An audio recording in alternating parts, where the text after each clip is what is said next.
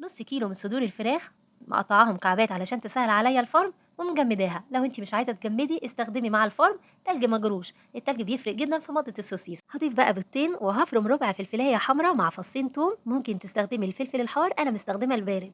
بعد كده هضيف التوابل وهدوب 3 معالق كبار نشا في حبه ميه صغيره بس تكون مثلجه. بعد كده بقى 3 معالق كبار زيت. هضرب الكلام ده كله كويس.